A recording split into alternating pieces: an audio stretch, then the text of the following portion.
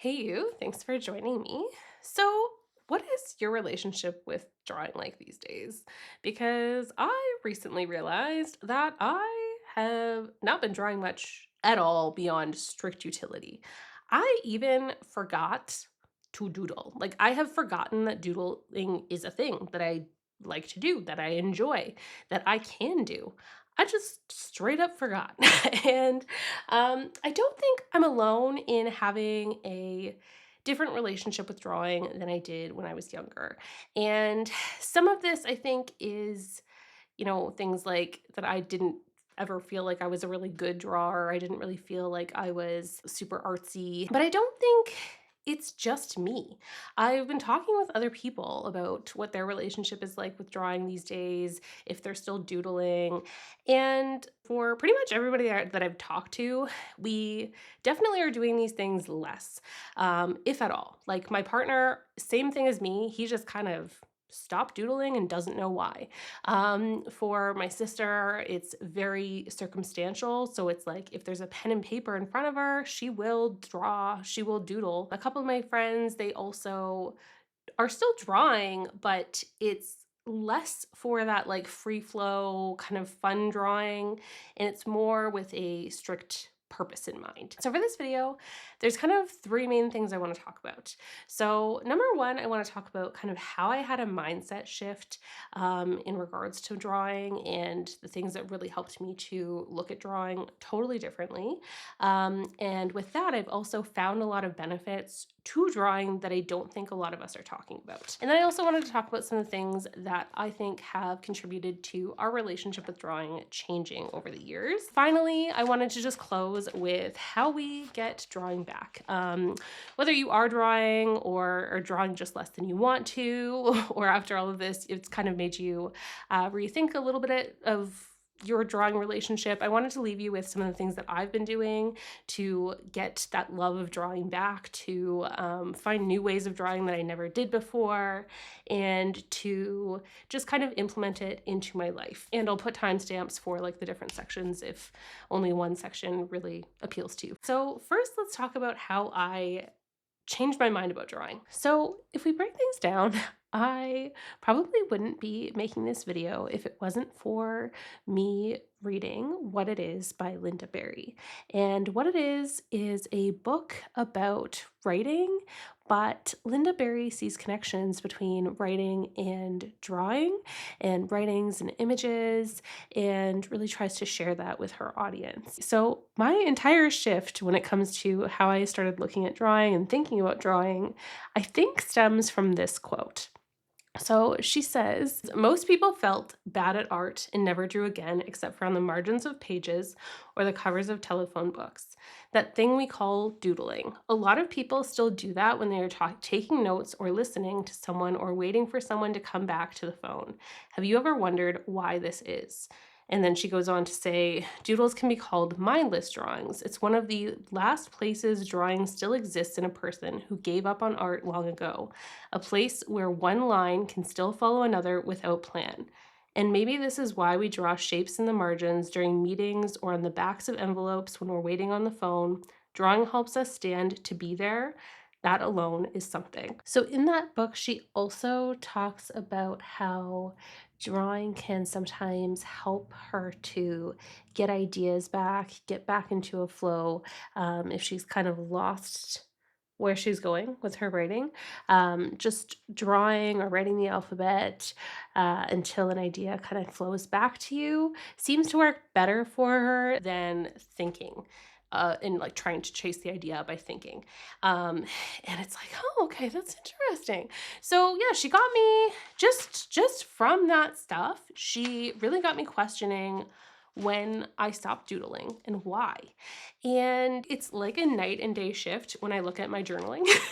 Because before I read that, I didn't doodle at all in my journals. And after that, on the margins of my papers, look what comes up. And it's kind of just kept on going from that. So according to my notes, it was about January 12th, 2025 that I read that. And then from then, pretty much most days I've started to implement drawing back into my life. So it hasn't been really that long, but it's interesting like how much of a shift it's made in the notes that I take and the things that I do. So I'm just gonna share a few more quotes from Linda Berry. It's honestly so hard to just decide on a few to share with you, and I could share so many more. I will just kind of leave it at if you want to see some of the ways that she's influenced me. I have this paper that's got a few of the mindset shifts that she helped me with, and then I'll just share a few quotes. The first being from the Nearsighted Monkey book, Picture This, and then we'll go into her Making Comics book, which is titled Making Comics, but it really is a book that I would recommend for anyone that's trying to get back into a lower pressure form of drawing. It's not possible to know what we are trading away when we learn how to draw in a certain way with intention. She goes on to say, and picture this, there's a frame of mind when we let a line lead us along itself. It can loosen the straightaway of thinking and it helps us get to where we are going. And it's so beautiful. Her Making Comics book, this is such a good book. It's basically how she teaches her classes. So it was really easy to follow, find some exercises that I wanted to try, and also just like some of the things that she's written in this book are so freaking good. So I'll just show you the back of this because it's so cute. So it says on the back, like, have you given up on drawing? Would you like to give it one more try? So she really is of that mindset that like almost anyone could draw. Unless you literally don't have the physical ability to, you can draw. And she really shares that well, I think. And yeah, the little comic on here is so cute too. So she in this book, she talks a lot about the value and like of thinking about how kids draw. And the book is about making comics, but it's about finding the story through flow, which is so different from a lot of ways of teaching these things. But yeah, she basically kind of tries to get you into this mindset of how kids draw and how kids write versus how we've kind of come to draw and write. And how, like with kids, they have this way of evolving their drawings from one thing to another by just kind of like flowing with it. So they'll be drawing something and then it kind of turns into something else, and then that becomes a part of what they're drawing. And she's like watched a lot of kids draw, just to kind of learn from them and see how they draw. And she's kind of tried to get that back into people, which is so cool, so fun. I love the unlearning of all these things. Um, and yeah, she talks about the like unpracticed line and how there's a beauty to it, and how she like sees the like way these lines look different, and that there's almost, in terms of the way that she tries to teach these drawings, it's almost easier for her to teach people who don't have like a big history with art, a big history with drawing, because they can kind of get back into that flowy following way a little bit easier than people who have learned a lot of technical skill. So really, really interesting in my opinion, just the way she talks about this stuff. So she says, we draw before we are taught. We also sing, dance, build things, act, and make up stories long before we are given any deliberate instruction beyond exposure to the people around us doing things. Everything we have come to call the arts seems to be in almost every 3-year-old. When these capacities are absent in a young child, we worry about them. There seems to be an understanding that the thing we call the arts has a critical function for kids, though we may have a hard time saying just what that is, especially if we call it art. But it existed before the word for it existed, not just generally, but for each of us. We were doing all these things before we knew what it was we were doing. It seemed to be something coming from the inside. So cool. And she gets like the fear. She gets that like it's not something that's easy for people to get back into. If you are someone who has felt like you lost touch with drawing in part because you've been told that you're not good at drawing, or that you've just gotten that in your head that you're not great at drawing and so it's not worth doing. She sees you, she gets it, and she is like soul healing. She is what has prompted my big mindset shift. But then I also like did some more research on drawing, tried to see, what other benefits there are to drawing. I made this list. I'm not going to go too deep into everything that I say here because I'm trying to keep it short. It can help us with learning and remembering. So, a lot of the TED Talks that I've seen in terms of drawing, especially for like adults who feel like they can't draw, it's a lot based on like communication, thinking differently, and helping to learn things slash remember. So one of the ways that we can kind of possibly study better is actually by like drawing into our notes rather than just only writing notes, finding ways to make things visual. There are some studies that show that doodling, especially certain types of doodling, may help with memory and attention, but others kind of show it should be like specific to what the task is, or it has to be really basic, or it may not actually help. Another reason is to prove that you can.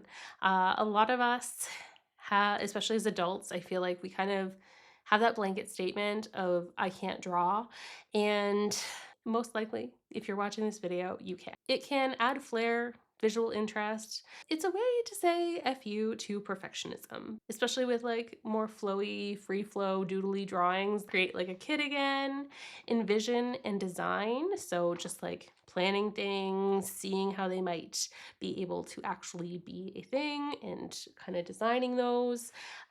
It forces us to slow down. Another thing is that you can look at things differently. So it can give us a different way to see the same things, especially if we're like just trying to draw something that we see. It kind of forces us to actually have a perception of that in a different way than we would as we just like look at it regularly.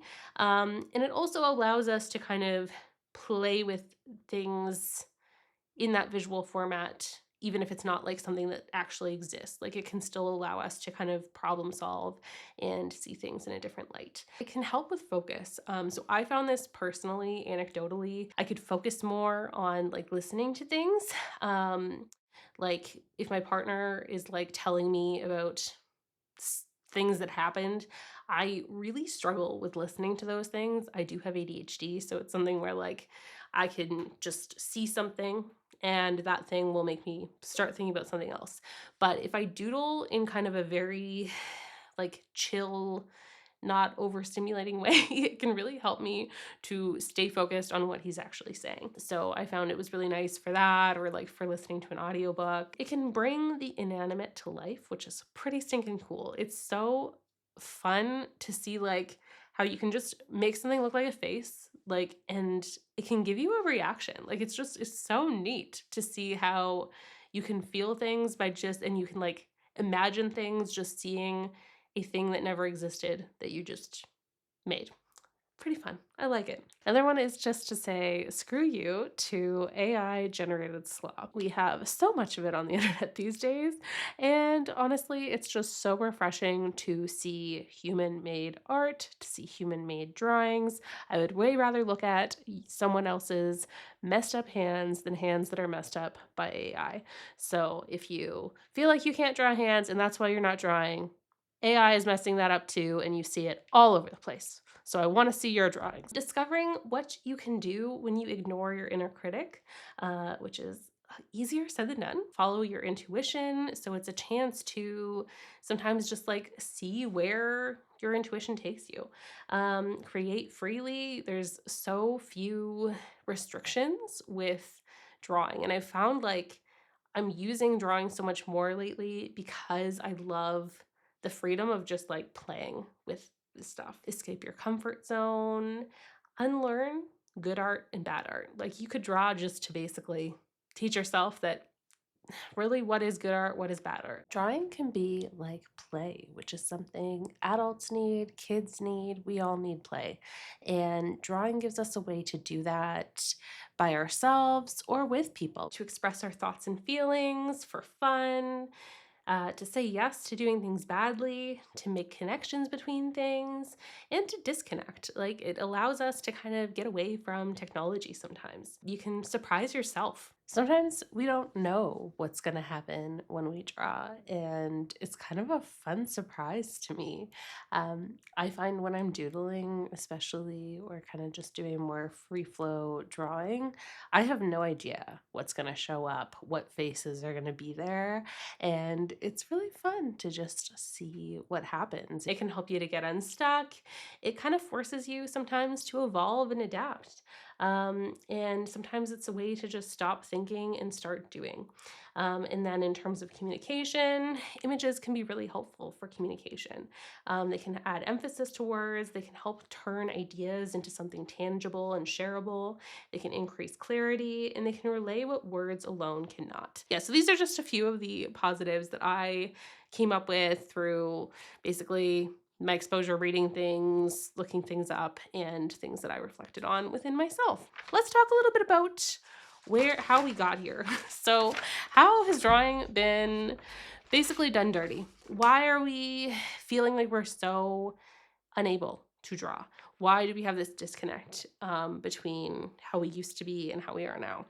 So, firstly, I think good art and bad art is something that we kind of have to unlearn, and that idea is really kind of harmful for a lot of people to get into or stay with drawing. Belief that drawing is only for artsy folks. Like, for myself, I think I got to a point where, like, in high school, I stopped taking art classes. I think in like grade 9 was the last art class that I took. Um, and after that, it was kind of like, why is drawing for me? I don't really think it's for me. I think another thing that really contributes to that is talking about and learning subjects in silos. So we have things like art class, and then we have math class, and then we have science class, and then we have English class. And they're really, if you think about it, I think there's a lot of ways that these subjects could benefit from each other, but we don't often do that in school. I think because it's a little messier, it's a little harder to do because everybody's kind of at different levels with things. Self criticism, like we can be really harsh to ourselves. We can talk badly about stuff we make. We can feel like it's not good enough. And that can really hold us back from drawing. Always or only drawing with the intention of recreating a specific thing. So, because really with drawing, we often are trying to draw a specific thing. But I think there's a beauty to some of the stuff that Linda Berry talks about, or like doodling, where it's not always about trying to recreate a specific thing. It's about like finding where you go. And I think that type of drawing is probably my favorite type of drawing. And we kind of lose that as we draw more for specific intent. Another thing is perfectionism. Like it can, I think, do a lot of things dirty. It can prevent us from doing a lot of things. Shame, giving up, comparing ourselves to others, considering childish drawings as bad, people being told that they don't draw well, the belief that a drawing has to be in a realistic style. I think a lot of us, get that idea that it has to look a certain way to be good. And I think that really holds us back. There's also forgetting how to play. Fear of uncertainty, fear of what our drawings say about us, fear of the blank page. The words, I can't draw. It's easier to just say, we can't draw than to try. And I think for some of us, it kind of becomes a bit of a cop out. Like it's easier to say that than to try and feel bad at something. I think that sometimes we get caught up on the things that we struggle with drawing, and that kind of sticks in our heads, and we kind of feel like because we're bad at that one thing, we are bad at it all. We also spend so much more time with screens now and so much less time with paper. And I think that really has been limiting how much we just kind of accidentally draw. And I think we have to be a little bit more intentional about giving ourselves opportunities to almost fall into drawing. I also think there's a problem with how we use words to talk about drawing. So, in the English language, I try to think of like a few different words that we use to talk about drawing. I took all of these from the Merriam-Webster online dictionary, and drawing, they're saying, is to make a representation of by producing lines on a surface slash to give a portrayal of. So we're trying to mimic something. And I feel like that alone kind of takes away some of that free flow drawing from what we think about. Doodle is an aimless or casual scribble, design, or sketch. I've seen other definitions that imply that like your mind is otherwise occupied to doodle, or that it's you're not really thinking. And I think that kind of does doodle dirty. Like I think that the word doodle is kind of probably my favorite in terms of something the closest to what I enjoy with drawing. But to me, I don't know that a doodle is really about having always an absent mind or a different focus or being otherwise occupied. I think sometimes I am occupied with the doodle, but I'm also just taking a different frame of mind. I'm like doing things with a flow. And there's no other that word that really hits in the way that doodle does for me, but I also feel like the definitions of doodle really do it dirty. So, for the sake of efficiency and trying not to bore you, I'm not going to go through all of these definitions, but I feel like just from the words that we have, we are kind of missing something in terms of what drawing can be, some of the benefits of drawing compared to the words and their associations. Some of it's like connotations that I think we have with them, but I think the way that we think about drawing can sometimes be limited by the way we think about the words that we use, rather than kind of feeling like we have that freedom with a pen and a paper to do so much within that world of drawing. And then I think another thing is just the way that art is graded. I think because sometimes messes some of us up, myself included on that. And I also think tying our abilities to our sense of self worth is something that probably doesn't make us better at going with drawing. Now, how do we get drawing back? These are just some of the things that I've been trying that I think have been really helpful and may help you as well. So, number one is just to basically give yourself opportunities by keeping a pen or pencil and paper near you. Look for times a drawing could be useful, example for learning or to communicate, and implement those drawings into things that you're already doing. So for me, an example is I've started using drawings in some of my YouTube videos for like thumbnails or for just things that I want to show in my videos. So it's just something where I'm like, oh, okay, well, if I have to like search an image, really try to find something, then I might as well draw it. So I've just been drawing it. Do it scared. I think it does get easier as we kind of teach ourselves that it's not that bad, but it can be scary, and I don't think we should pretend that it's not, pretend that those are emotions that we don't feel. I think we should embrace that fear and choose to do it anyway. Just put a face on it. I find that because our brains are like wired to see faces, putting a face on something just like can give it a mood, can give it life, and kind of get me flowing with a doodle. Challenge yourself. Or so these are just like some exercises that I like. So blind contour drawings, which is where you draw something while looking at it without lifting your drawing utensil off the paper the whole time. Time limited drawing. So there's some exercises where like if you draw a specific thing, try and draw it in like 60 seconds, 30 seconds, 20 seconds, 10 seconds, 5 seconds, and just see like how you can still kind of get some features to get a likeness within that small amount of time. Just try and like schedule daily drawing or as close to daily as you can get. Draw with your eyes closed. Try drawing with both hands at the same time. I did this for myself, and then I also have my partner do it, and I think it's so adorable. Like I absolutely love his little two-handed drawing. It looks So cute to me. And then another one is just to like transform the alphabet into something else. So if you feel like you like are hung up on like, oh, I can't really draw things, is like just draw the alphabet and then try and like find things that you can make out of alphabet letters. Um, Another one that really helped me is to get a library of icons and simple drawings that you enjoy. To be like, oh yeah, okay, I could do this. This one was a little harder for me, and like just kind of find what I like. Try and figure out like what doodles come back to me, what lines feel really good, what brings you joy to draw. And then simple icons are really nice for when you're trying to communicate through your drawings. Try doodling or freestyle drawing when you're feeling stuck while you're writing. So that's one of the things that Linda Berry talks about. Try drawing basic shapes / doodles while listening to audiobooks, podcasts, or somebody listening.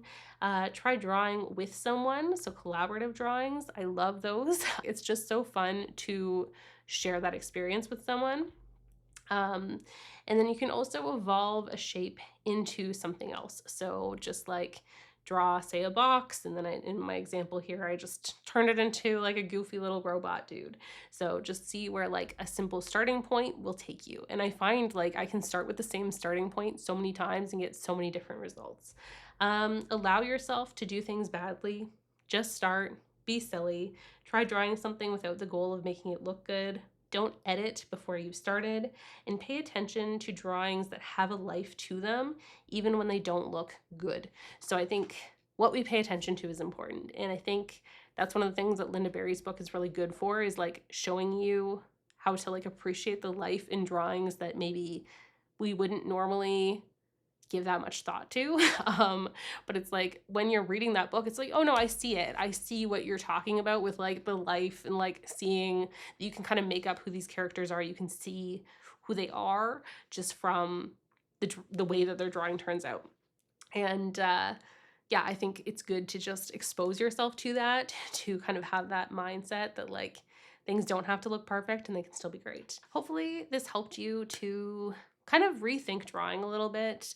It's really been something I'm so grateful to have back into my life. I'm really enjoying just honestly, even for like seeing my journaling pages and like being able to remember like, oh, this day I did this. I can just see a little doodle and be like, oh, that was like this day, or I was also writing about this thing. So it's interesting to see like the way that your mind does latch onto things, and it's more interesting to look at. It just visually is more appealing to me now. So that's a bonus. Wherever you're at in your drawing journey, hopefully this video helped you to maybe appreciate some things about drawing that you didn't, or give you some ideas on things that you might want to give a try. If you do have anything else you want me to talk about in regards to this subject, I would love to, because apparently I can already talk a lot about it. But yeah, let me know. And thanks so much for joining me. Take care.